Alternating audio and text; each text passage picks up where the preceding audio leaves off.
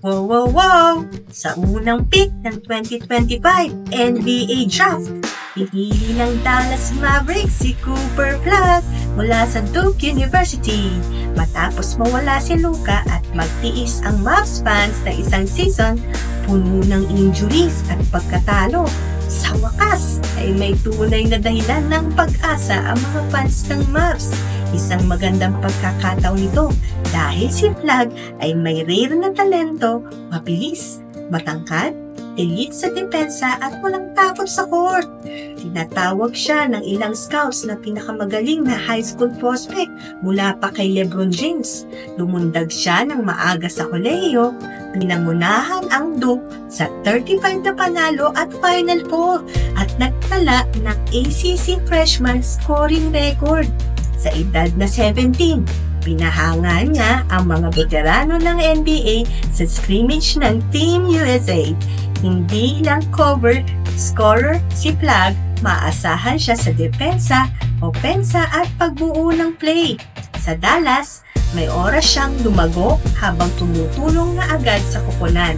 Sa wakas, may tunay na pag-asa at magandang kinabukasan ang Mavericks. Sa second draft, kinuha si Dylan Harper Gilas prospect. Pero ayon sa dating coach ng Gilas na si Chot Reyes, ayaw maglaro sa Gilas ang magkapatid na Harper. Kinuha ito ng San Antonio Spurs dahil sa mataas ng basketball IQ, scorer at magandang court vision. Dahil dala niya hindi lang talento, kundi basketball legacy dahil anak siya ni Ron Harper. Sa third pick, mga kaibigan, ay si BJ Edgecombe. Kinuha siya ng Philadelphia dahil sa kanyang elite skills sa scoring at depensa. Kilala siya bilang magaling na leader sa court at maraming kupunan ang interesado na kunin siya para maging susunod na franchise cornerstone. Samantala, sa ika-4 na pick na draft, kinuha ng Charlotte Hornets si Con Newpel, isang matangkad at versatile na forward na kilala sa kanyang outside shooting at basketball IQ. Kahit hindi kasing ingay ng ibang top prospects, napatunayan ni Newpel ang kanyang husay at consistency sa college level na nagustuhan ng Hornets front office. Inaasahan siyang magbigay ng floor spacing at maaasahang scoring option habang hinuhubog pa ang kanyang depensa. Sa mata ng Hornets, si Newpel ay isang matalinong player na handang magtrabaho at posibleng maging mahalagang bahagi ng kanilang hinaharap. Ganun pa man mga kaibigan, sa ika-5 pick ng draft, kinuha ng Utah Jazz si Ace Bailey, isang athletic at dynamic na scorer na kilala sa kanyang explosiveness at versatility.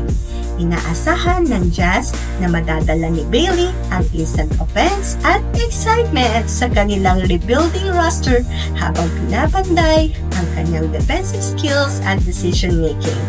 Malaki sanang tsansa niya maging top 3, pero ayaw niyang makuha ng Hornet or Jazz. Mas gusto kasi niyang maglaro sa ayon sa usap-usapan pero ganun pa man, bumagsak pa rin siya sa Utah Jazz. Sa ika-6 na pick naman, pinili ng Washington Wizards si Tre Johnson, isang skilled at confident scorer na galing sa high school ranks. Kilala si Johnson sa kanyang smooth shooting at offensive arsenal at inaasahan ng Wizard na magiging susunod itong young star na babagay sa kanilang rebuilding core. Ngayon, sa ika-7 pick ng draft, kinuha naman ng New Orleans Pelicans si Jeremiah Fears mula sa Oklahoma. Kilala si Fears sa kanyang bilis, aggressiveness at kakayahang mag-create ng offense para sa sarili at sa kanyang teammates. Inaasahan ng Pelicans na magiging valuable contributor siya agad sa kanilang backcourt. Sumunod mga kaibigan, sa ika-8 pick, pinili ng Brooklyn Nets si Igor Janin mula sa BYU, isang skilled forward na kilala sa kanyang length at defensive versatility.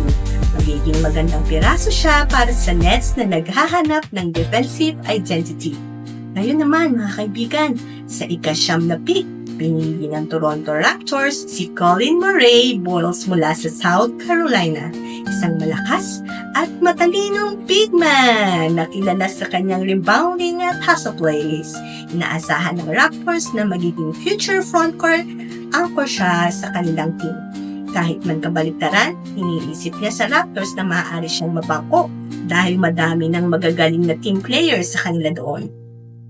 Bago mahuli sa lahat mga kaibigan, sa ika-10 pick, kinuha ng Houston Rockets si Kaman Maluwak Murado. Ngunit kaagad nang na-trade ang kanyang rights sa Phoenix Suns. Si Maluwak ay kilala bilang isang promising rim protector at athletic big na maaaring magbigay ng depth at defensive presence sa Suns frontline. Sa kabila ng tensyon, intriga at matinding kompetisyon, malinaw na ang unang 10 picks ng 2025 NBA Draft ay puno ng potensyal at mga bagong kahahangaan na nagbabago sa kinabukasan ng liga. Siguradong maraming kapanapanabik na kwento ang susubaybayan mula sa mga batang manlalaro na ito sa kanilang paglalakbay sa professional basketball.